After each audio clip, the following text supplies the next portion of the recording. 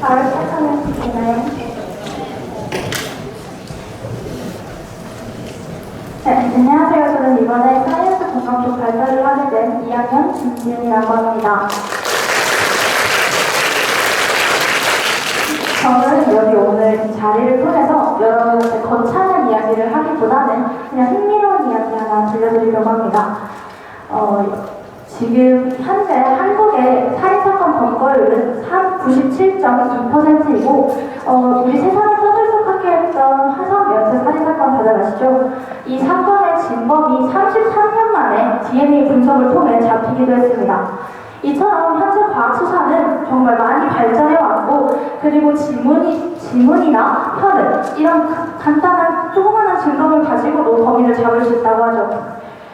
그리고 여러분들이 잘 알고 있는 루미놀이라는 시약이 있는데, 이 시약은 감쪽같이 지워져 있는 이런 혈흔들을 다시 드러나게 하는 그런 효과를 가지고 있습니다. 그런데 이런 기술들이 없었던 옛날에는 어땠을까요? 한번 상상을 해보죠. 저희 옛날 옛적 조선시대로 돌아가 볼 거예요. 조선시대 때는 마을에 살인사건이 벌어졌다고 해서 이 칼이 정말 범행 증거 같은데 이거 증명할 길이 없어요. 그러면 우리는 어떻게 해야 될까요? 그냥 손 놓고 바라만 봐야 되는 걸까요? 하지만 조선시대에도 이렇게 범인을 잡을 수 있었던 과학수사 기법이 있었습니다. 바로 고초액을 이용하는 건데요. 조선시대에서도 범위학서라는 게 있었는데 그 이름이 증수무얼록이고, 이 증수무얼록에는 살인을 한 칼이 날이 오래되어 분별을 할 수 없게 되면 이를 숯불에 달구어 매우 신초에 담그면 핏자국이 저절로 드러날 것이다 라고 기록되어 있습니다. 이처럼 고초액을 이용하면 우리 눈에 보이지 않던 예고 핏자국이라고 확인할 수 없었던 것이 핏자국이라고 드러나게 되는 거죠. 이 원리는 티오시안산 나트륨이라는 거랑 그리고 철 이온과의 반응으로 추정되는데요. 우리 몸속에는 헤모글로빈이라는 게 있죠. 이 헤모글로빈은 햄과 글로빈으로 나뉘어지게 되는데 이때 이 햄 속에는 철 이온이 존재합니다.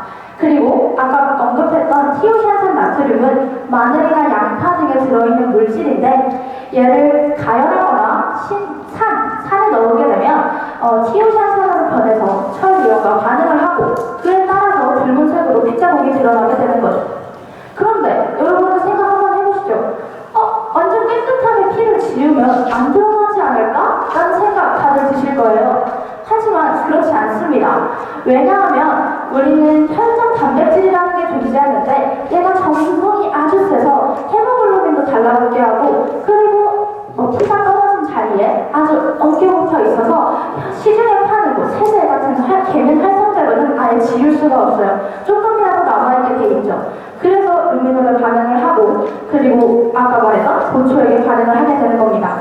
그 외에도 은비년벌이라는 게 있는데, 조선시대에도 독극물이 있었을 거 아니에요. 이 독극물은 비상이라는 건데 비소랑 황을 섞어서 만들었다고 합니다. 그 속에 들어가는 황이 은과 반응하게 되면 황과 은으로 변하게 되는데, 이게 검은색을 띠게 되면서 은비년을 갖다 댔을 때 검은색으로 변하면 이 사람이 독살을 당했구나 라고 판명을 할 수 있는 거죠. 이처럼 조선시대에도 과학수사 기법이 존재했고, 그리고 이 외에도 더 많은 과학수사 기법이 존재했다고 합니다. 이 분야에 대해 관심을 가지고 있는 사람들은 이 분야에 대해서 조금 더 알아보는 것을 추천드립니다. 감사합니다.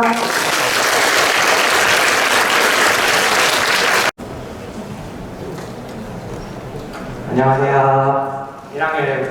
1학년 김덕이라고 합니다. 반갑습니다. 여러분, 혹시 우주를 좋아하시나요? 네. 별로 안 좋아하네요. 제가 이번에 소개할 것은 우주로 가는 방법에 대해서 한 가지 소개하려고 합니다. 여러분, 흔히 우주로 가는 방법이라고 하면 우주선 외에 또 알고 있는 방식 알고 있는 건 있나요? 없네요. 진짜 없나요? 열기구 같은 거 타고 가는 거 본 적 있어요? 열기구는 갈 수 있죠. 대기권까지가 한계선이긴 한데 제가 알고 있는 거 맞나요? 대기권이 한계선이라고 알고 있어요. 제가 잘 모르겠어요. 모르겠어요? 그럴 수 있어요. 제가 소개하려고 하는 건 이번에 우주를 가는 방법 중 하나인 스카이훅입니다. 스카이훅이라고 들어보신 분이 스카이훅은 처음 듣죠? 다들 처음 들으실 텐데 이거는 왜냐면 우리나라에서 잘 알려진 적이 없어요. 스카이훅은 간단히 말해서 우주선을 대처하기 위한 적은 비용으로 우주를 가는 방법입니다. 우주를 가기 위해서는 우주선은 막대한 공간과 시간, 비용이 필요해요. 이 비용은 너무나 막대한 나머지 저희 서민층, 저 같은 하층민은 못 갑니다. 진짜예요. 못 가요. 어떻게 갑니까? 가고 싶어도 못 가요. 그래서 그 안에는 방법 중 하나가 스카이옥이라는 방법인데 흔히 말해서 운동량을 교환하는 물건을 이용해서 우주로 가보자. 우주를 속이는 겁니다. 운동량을 이용해서.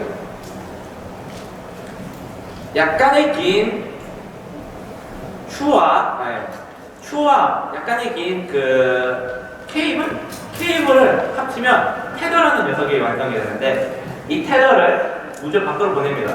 우주 밖으로 보내서 지구 근처를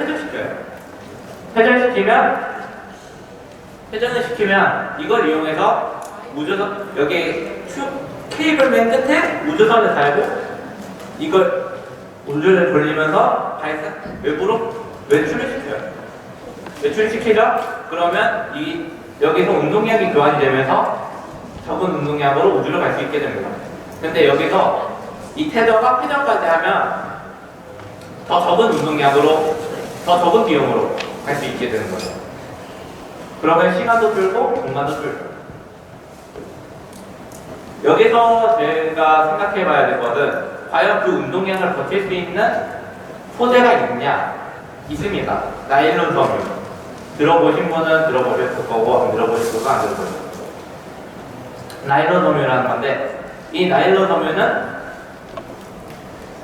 웬만한 운동량을 다 버티고도 남을, 그러니까 여기 있는 사람 다 전체가 나일론 섬유 1m짜리 위에 있어도 버팁니다. 그 정도로 힘이 세요. 이 나일론 섬유도 있고 이 외에도 이와 관련된 연구는 1960년대랑 70년대 사이에 이미 진행된 적이 있습니다. 그리고 2001년대 나사 쪽에서 진행을 하였고요. 현재도 진행 중이고. 이처럼 스카이옥은 현재까지도 연구가 진행 중인과 동시에 개발이 되고 있습니다. 근데 오늘 원래 마지막 멘트가 천체 관련해가지고 멘트를 남기려고 했거든요. 근데 비가 왔거든요. 비가 왜 왔지? 아무튼 여러분 천체 관측은 못해서 아쉽지만 이만 저는 물러가 보려고 합니다. 감사합니다.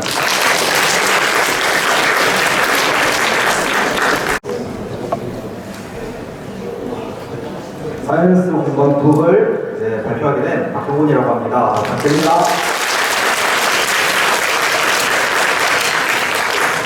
자, 여러분들 챗GPT라고 혹시 아시나요? 네, 이런 챗GPT는 결국 이제 우리가 뭔가 묻고 대답을 해주는 프로그램이잖아요. 이런 챗GPT는 우리가 이제 컴퓨터가 스스로 외부 데이터에 대해서 조합하고 분석하고 학습하는 시스템인 딥러닝 시스템을 적용한 대화형 AI란 말이에요. 이런 AI를 통해서 우리는 이제 세계가 요즘 광범위한 되게 정보화 세계가 되는데 그런 세계 속에서도 우리가 원하는 정보를 딱 뽑아서 갖고 와서 쓸 수 있는 거예요. 이제 이런 챗GPT랑 비슷한 AI로는 이제 유튜브도 AI를 쓰는데 유튜브에서는 이제 알고리즘을 갖고 하니 우리가 원하는 영상을 봐요. 그거를 유튜브에서 분석을 해요. 이 사람은 동물을 좋아하는구나 이렇게 분석을 해서 다음 영상을 추천할 때 동물 관련을 추천한단 말이에요. 이런 이제 영상 추천을 통해서 우리는 우리가 좋아하는 영상에 대해서 좀 더 쉽게 좀 더 접근을 할 수 있다.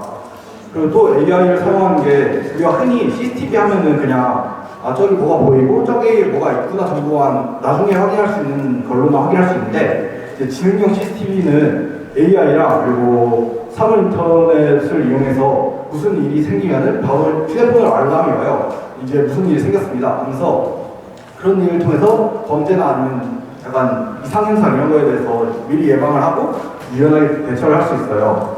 그리고 또 자율주행 자동차, AI를 쓰는 자율주행 자동차가 있는데 자율주행 자동차는 AI를 통해서 도로를 미리 분석해서 이쪽으로 가면 효율이 좋다, 이쪽으로 가면 편하다는 걸 인식을 해서 이제 이동을 할 수 있습니다. 자, 지금까지 사례를 들어봤을 때 AI는 우리 사회를 좀 더 편하게 해줘요. 근데 과연 편하게만 해줄까요? 그렇지 않습니다.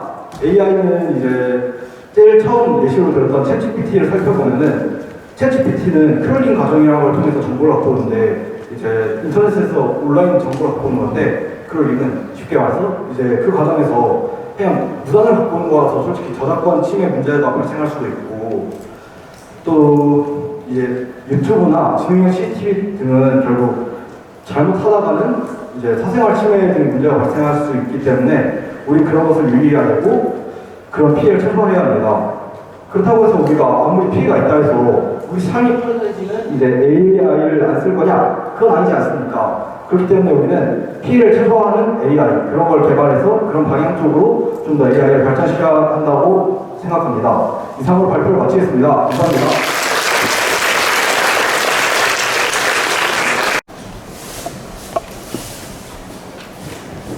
네, 안녕하세요. 2학년 양진우입니다. 여러분, 12월 25일 하면 뭐가 떠오르시죠? 크리스마스에는 생각나는 사람이 딱 한 명 있죠. 누구죠? 근데 산타 할아버지한테 선물 받아봤다고? 저요. 아마 부모님일 확률이 높겠죠. 그래서 저는 오늘 산타 할아버지가 대체 왜 우리 아이에게 선물을 주지 않는지 이유를 과학적으로 여러분께 설명해보고자 합니다. 자, 먼저 산타 할아버지는 크리스마스 날 이브날 밤 10시부터 크리스마스 새벽 6시까지 선물을 배달한다고 가정해봅시다. 그럼 총 8시간 동안 배달을 하는 건데요. 진짜 딱 8시간만 배달할까요? 세상에 인구가 얼마나 많아요? 어린이가 몇 명인데. 사실 각 나라의 시차와 그리고 자전 방향을 고려하면 실제로 산타 할아버지가 선물을 배달하는 시간은 총 32시간으로 굉장히 상대 시간이 굉장히 많이 확보할 수 있습니다. 그럼 생각보다 좀 길죠. 그리고 다음은 선물의 무게입니다. 일단 어린이들에게 크리스마스날 선물을 하기 위해 약 10,000가구의 집을 방문한다고 가정해봅시다. 그럼 어린이의 수가 대략 3억 8천만 명 정도 되는데요. 이 어린이에게 1kg짜리 선물을 하나씩 준다고 가정하면 총 약 37만 톤이 됩니다. 그럼 루돌프는 고층 빌딩만은 37만 톤짜리 선물들과 그리고 산타 할아버지를 둘 다 동시에 깨게 되는 거예요. 루돌프한테 박수 쳐줘야 됩니다. 자, 그럼 이제 산타 할아버지는 32시간 동안 총 10,000가구의 집을 방문해야 해요. 이게 가능하려면 1초에 800가구를 왔다 갔다 해야 되는데요. 1초에 800가구를 왔다 갔다 하려면 1초에 초속 1000km가 넘는 속도로 움직여야 됩니다. 이건 소리 속력보다 3000배가 빠르는데요. 소리 속력은 실제로 초속 300m이기 때문이에요. 이렇게 빠른 속도로 움직이게 되면 아마 2학년 분들은 아실 텐데 그 특수한계성 이론으로 시간 팽창이 가능합니다. 자, 이렇게 되면 시간 팽창으로 그 산타의 노화 속도가 매우 늦어져요. 그래서 산타 할아버지는 늙지 않죠. 그냥 늙은 상태로 그대로 있잖아요. 이 이유가 노화 속도가 다른 사회들 굉장히 떨어지기 때문에 우리가 기억하는 이 산타의 모습이 모두 다 항상 일정하게 똑같은 거예요. 자, 그리고 산타가 이제 선물을 얼마를 주는지, 산타가 아이들에게 선물을 주면 이게 얼마인지도 한번 알아볼게요. 아까 말한 3억 8천만 명의 아이들에게 대략 8만 원 정도의 선물들을 한 개씩 준다고 하면 대충 145조 원이 나오거든요. 그리고 선물을 포상 소비하잖아요. 그럼 2조 5천억이 추가됩니다. 그럼 대충 150조 원을 매년 선물을 주기 위해 쓰는 거예요. 그럼 산타는 이제 모든 아이들에게 주려면 32시간 동안 초속 1000km가 넘는 속도로 그리고 32억 톤을 갖고 다니면서 매년 150조 원의 거금을 쓰면서 모든 아이들에게 선물을 배송해야 되는데 이게 현실적으로 그리고 물리적으로 그리고 실제로 불가능하죠. 그래서 산타가 모든 아이들에게 선물을 배송하는 건 불가능합니다. 그래서 산타 나름대로의 착함이라는 기준을 정해서 아마 그 착함에 부합하는 아이들에게만 선물을 주는 걸로, 모든 아이에게는 선물을 주지 않는 걸로 하는 것으로 저는 그렇게 생각을 해요. 여러분도 앞으로 착한 일 많이 하고 바르게 살아서 꼭 산타에게 선물 받았으면 좋겠습니다. 감사합니다.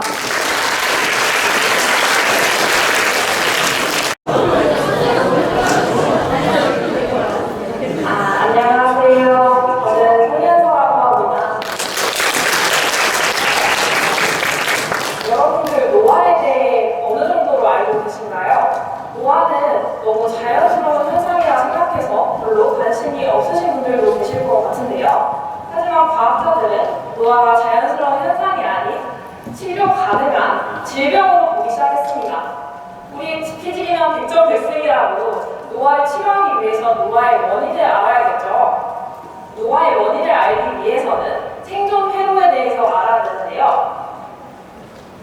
일단 생존 회로에는 유전자 A와 유전자 B가 있습니다. 유전자 A는 일정 어떤 관리자로 안 좋은 환경에서 세포 분열을 막는 것을 합니다. 그리고 유전자 B는 침묵 단백질을 만드는데요. 이 침묵 단백질은 유전자 A에부터 유전자 A를 침묵시켜서 세포 분열이 일어나게 해서 번식을 일으킵니다. 그리고 또 이 침묵 단백질이 하는 중요한 기능이 바로 DNA를 수송하는 것입니다. 이제 생존 회로를 보시면요. 평소에는 이 침묵 단백질이 유전자 A에 붙어서 유전자 A를 침묵시켜서 번식을 해나가고 있었는데요. 이때 DNA에 이제 손상이 일어나서 DNA가 끊기게 되었어요. 그러면 이제 침묵 단백질이 DNA를 수리하기 위해서 DNA로 가겠죠. 그러면은 유전자 A가 다시 활동을 시작해서 세포 분열이 멈추게 됩니다. 이런 과정은 사실 되게 좋은 거예요. 왜냐하면 DNA가 끊겼을 때 세포 분열이 일어나는 것은 굉장히 위험하기 때문인데요. 하지만 문제는 이 DNA가 너무 자주 오래 끊기게 되면 일어나게 됩니다. 이 침묵 단백질은 한정되어 있기 때문에 DNA가 끊긴 곳으로 수리하러 갈 때마다 어떤 꺼져야 하는 유전자는 켜지게 되고 켜져야 하는 유전자는 꺼지게 되는데요. 특히 이 침묵 단백질이 다른 DNA로 가서 돌아갈 곳을 잊게 되었을 때는 더 큰 문제가 생기게 됩니다. 그렇기 때문에 이제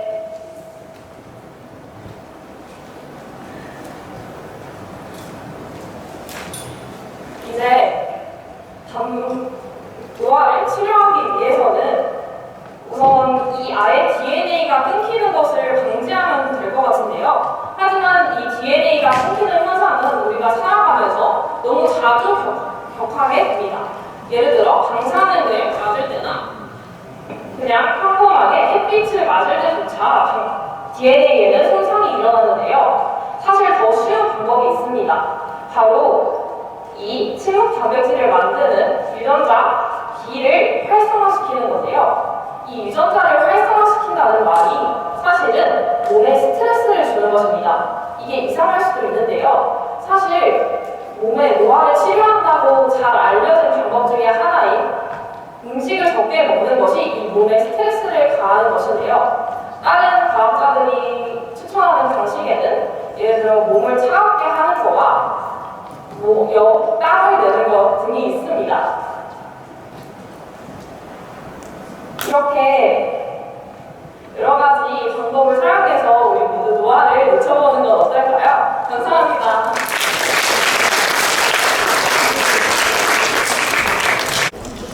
안녕하십니까. 이번 사이언스 공강통에서 다이어트를 주제로 발표하게 된 1학년 김범이라고 합니다. 반갑습니다. 혹시 여기서 다이어트를 한 번이라도 해보신 분 손 한 번만 들어주실까요? 이렇게 많은 분들이 다이어트에 도전을 해주셨을 텐데요. 다이어트 굉장히 어렵습니다. 그래서 저는 간단하게 다이어트에 도움이 될 만한 정보 한 가지 알려드리고자 이 자리에 섰습니다. 물론 이제 너 뭐 돼? 라고 생각하시는 분들이 계실 것 같아서 한번 말씀드리자면은 제가 이제 코로나가 시작하고 확진자가 되어가지고 78kg까지 쪘었는데요. 지금 꾸준히 다이어트를 해서 66kg까지 만들었습니다. 특수라고 다이어트의 기본 원리부터 짚고 넘어가자면은 다이어트를 하면은 소모하는 칼로리가 취하는 칼로리보다 더 낮으면은 다이어트가 성립하게 되는데요. 이제 우리 몸은 굉장히 유기적으로 돌아갑니다. 이렇게 단순하게 접근해서는 절대로 다이어트를 할 수 없어요. 그래서 좀 더 효율적으로 쉽게 다이어트 할 수 있도록 몇 가지 방법을 알려드리도록 하겠습니다. 일단 살이 찌는 이유에 대해서 좀 더 정확하게 알아야 되는데요. 살을 빼기 위해서는 칼로리의 계산보다는 PFC의 양이 중요합니다. 이때 PFC란 프로틴, 팻, 카보하이드레이트, 즉 이제 우리말로 하면 탄단지가 되죠. 이제 탄단지가 되는데 이 중 탄수화물에 대해서 중점적으로 알아보도록 하겠습니다. 이제 탄수화물은 크게 두 종류로 나눌 수 있는데요. 단순당과 복합당이 있습니다. 단순당의 예로는 혈당 같은 것들이 있고요. 복합당의 예로는 식이섬유 이런 것들이 있습니다. 이제 탄수화물을 섭취하게 되면은 소화 과정을 거쳐서 포도당이 되고 이 포도당이 우리 몸에 흡수되면서 에너지로 사용되게 되는데요. 만약 이때 포도당이 흡수되면 혈당이 올라가서 몸 구석구석 에너지를 공급하게 됩니다. 이때 혈액 속에 당이 계속 존재하게 되면은 우리 몸에 굉장히 안 좋은 영향을 미치기 때문에 인슐린이라는 호르몬이 나오게 되는데 이 인슐린이 혈당을 낮춰서 이 혈당들을 지방으로 바꿔주게 됩니다. 이래서 살이 찌게 되는 건데요. 만약에 단순당을 섭취하게 되면은 혈당이 빠르게 올라간 만큼 인슐린도 많이 분비되게 되고 그래서 에너지를 효율적으로 쓰지 못하고 섭취한 포도당들이 전부 이제 지방으로 가게 됩니다. 반면에 복합당 같은 것들을 섭취하게 되면은 복합당이 이제 소화가 천천히 되다 보니까 인슐린이 천천히 분비돼 이제 지방으로 분비되는 양이 적고 사용하는 양이 많아져서 살이 좀 덜 찌게 되고 효율적으로 에너지를 사용할 수 있게 됩니다. 만약에 단순당 위주의 식사를 하게 되면은 인슐린이 계속 분비돼가지고 살이 찔 뿐만 아니라 인슐린 저항성이라는 것이 높아져가지고 나중에 되면은 인슐린을 분비하는 곳이 망가져서 당뇨병에 걸리게 되고 이제 또 다른 질병들까지 동반할 수 있게 됩니다. 그래서 다이어트의 가장 중요한 포인트는 단순당이 아닌 복합당을 적절하게 섭취하는 것인데요. 근데 우리가 이것들을 구분하는 게 처음 하는 사람들은 어려울 수 있습니다. 그래서 제가 기준을 알려드리도록 하겠습니다. 이제 음식의 포장지 뒷면에 보시면은 영양성분표라는 것이 나오는데 이때 탄수화물과 당류에 집중해서 보시면 됩니다. 여기서 당류란 아까 말씀드린 단순당들이고 탄수화물이란 복합당과 단순당을 합친 값입니다.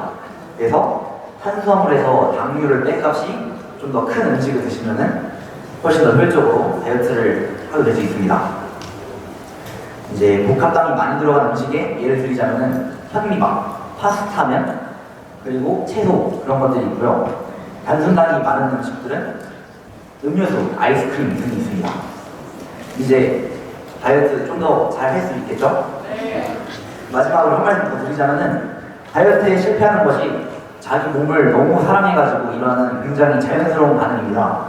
그래서 만약에 다이어트에 실패하게 되더라도 너무 낙담하지 말고 꾸준히 도전해서 원하시는 목표 이루시길 바라겠습니다. 이상으로 발표 마치겠습니다. 감사합니다.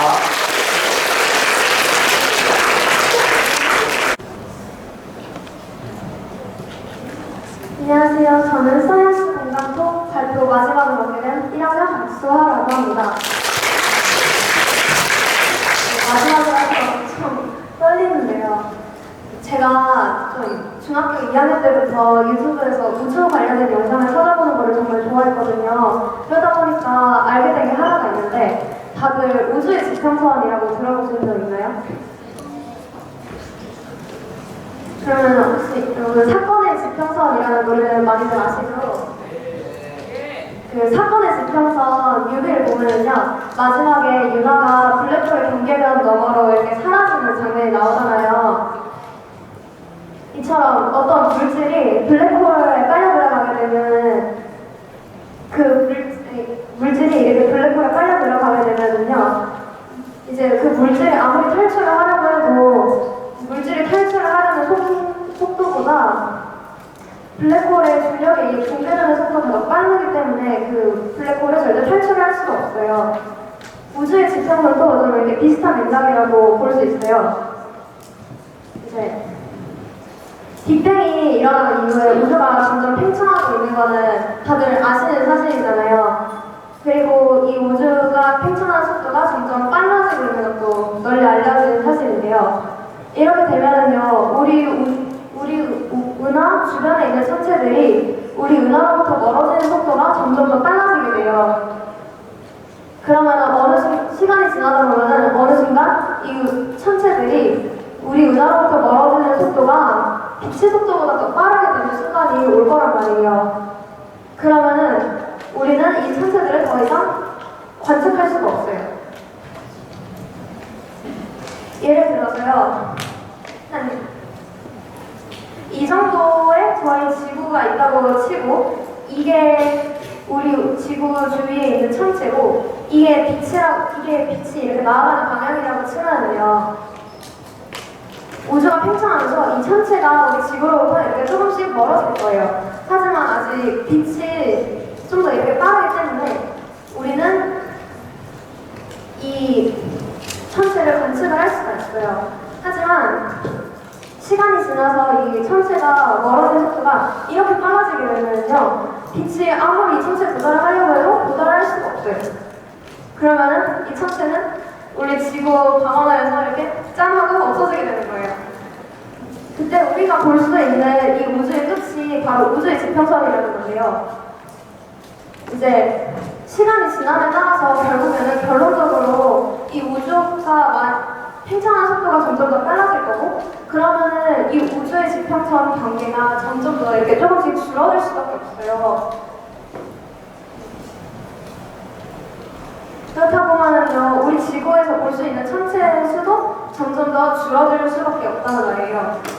지금 좀 도시의 불빛들에 의해 갖고 좀 가려져 있긴 한데, 밤하늘을 한번 올려다보면, 특히 좀 시골이나 산속 이런 데 가가지고 밤하늘을 올려다보면요, 지구의 밤하늘에 이렇게 좀 별들이 이렇게 예쁘게 숨어진 것들을 잘 볼 수 있잖아요. 이게 우리 은하 주변에 이런 별, 천체 이런 것들이 많기 때문에 이런 것들을 잘 볼 수 있는 건데요. 시간이 지나면서 점점 이 천체들 수가 줄어들 것이기 때문에 우주의 기준에서 보면요, 지구의 밤하늘이 이렇게 찬란하게 빛나는 거는 정말 찰나의 시간에 불과하다고밖에 말할 수 없어요.